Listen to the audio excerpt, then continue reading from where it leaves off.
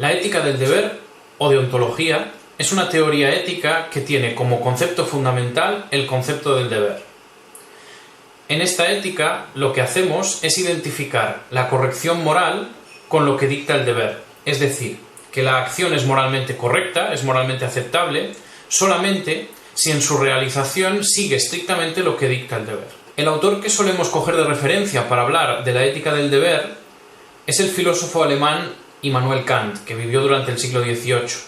Y como nos indica este mismo filósofo, al tiempo de actuar nuestra voluntad puede estar determinada, es decir, nuestra voluntad puede decidir realizar una acción por dos criterios básicamente, o siguiendo las inclinaciones de los individuos o siguiendo el deber, entendiendo por inclinaciones el conjunto de sentimientos, gustos, intereses u objetivos particulares de los individuos concretos.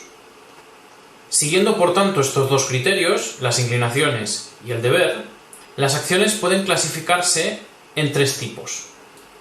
Acciones realizadas contra el deber, que son aquellas que se realizan siguiendo estrictamente una inclinación. Acciones conforme al deber, que son aquellas en las que los individuos siguen el deber porque les va bien, es decir, al mismo tiempo que siguen el deber están siguiendo una inclinación o podrían estar siguiendo una inclinación. Y por último, acciones por el deber, que son aquellas en las que el individuo solo y únicamente realiza la acción motivado por lo que dicta el deber.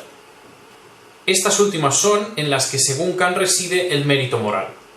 Por tanto, la ética del deber lo que dice es que nosotros tenemos que actuar según lo que dicta el deber, según lo que es el deber. ¿Pero qué es el deber?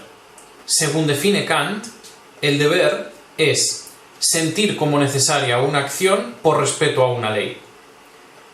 En general, esta definición la podemos utilizar tanto cuando hablamos de la ley moral como cuando hablamos de cualquier ley positiva.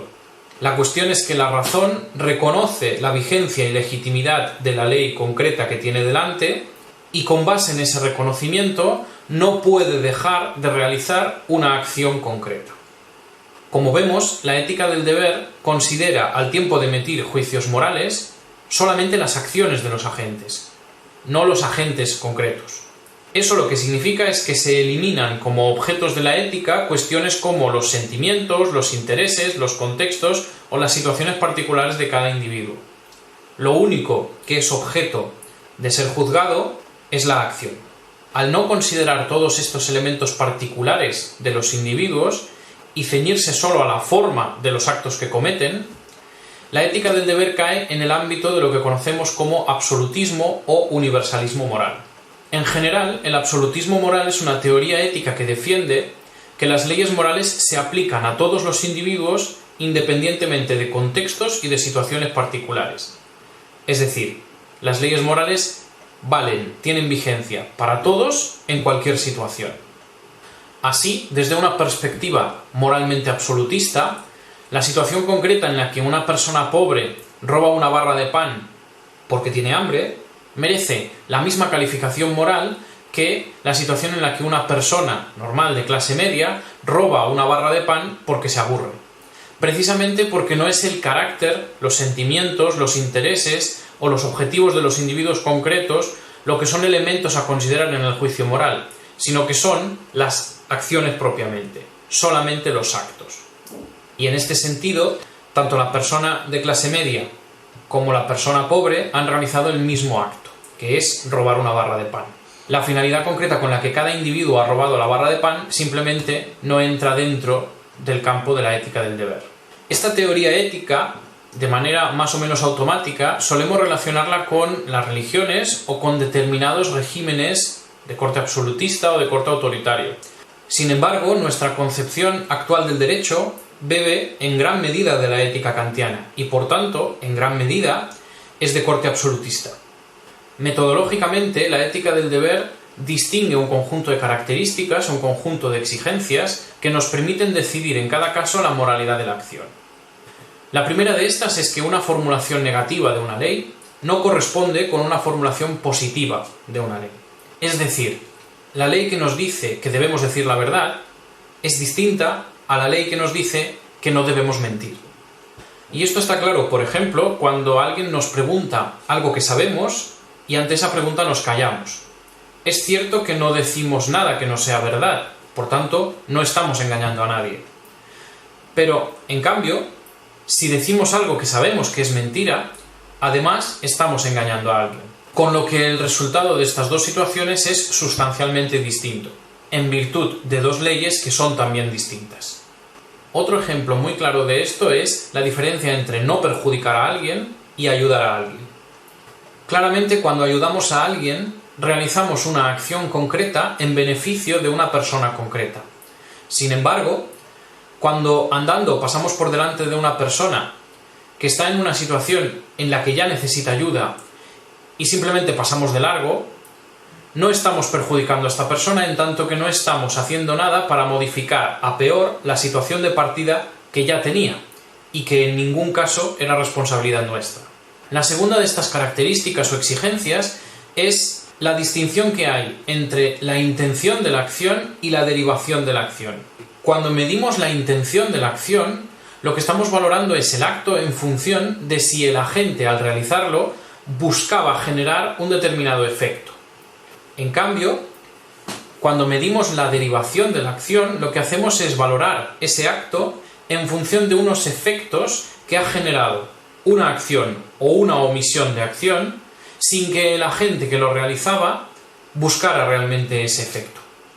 O sea, que medimos la intención de una acción en función de si el agente tenía o no interés en generar un efecto concreto, y medimos la derivación de una acción en función de si el efecto que se ha generado no era intención del agente que realizaba o no realizaba una determinada acción. En tercer lugar, y como consecuencia de las dos anteriores, la ética del deber distingue, en tanto que lo único que se tienen en cuenta son las intenciones, entre no actuar y actuar. Y lo que nos dice es que actuar y no actuar no son acciones equiparables. Es decir, la presencia de la acción y la ausencia de una acción son acciones distintas. Precisamente por esto, desde una perspectiva deontológica, la única acción moralmente exigible no es ayudar a los demás, sino no perjudicarles. Por último, hay un tipo de acciones que en la ética del deber no tienen lugar, que son unos actos que llamamos actos supererogatorios. ¿Qué son los actos supererogatorios? Pues estos son unos que no son exigibles bajo ningún concepto al individuo, sino que surgen de una decisión voluntaria que toman los agentes en situaciones conflictivas límite y que escapan del ámbito habitual de la moralidad. En este sentido, los actos supererogatorios lo que describen es una especie de ideal de perfección moral. A modo de ejemplo, un acto supererogatorio clásico es el del autosacrificio. En muchas películas suele pasar que un personaje, normalmente un personaje secundario, en una determinada situación límite decide autosacrificarse para salvar o bien al protagonista o bien al grupo en el que se encuentra. Estas películas lo que pretenden es presentar a estos personajes como héroes mediante este tipo de actos, que no son exigibles, pero que revisten de una cierta heroicidad a determinados individuos que los realizan. En consecuencia, y para terminar, tras haber descrito estas exigencias y haber definido de una manera muy breve lo que es la ética del deber, podemos llegar a la conclusión de que los actos, según este tipo de ética, se pueden clasificar fundamentalmente en tres tipos. Los actos obligatorios, que son aquellos que no podemos dejar de hacer. Los actos prohibidos, que son aquellos que bajo ningún concepto podemos hacer. Y los actos permitidos, que son actos que podemos hacer o no hacer. Pues suficiente por hoy. Hasta la próxima.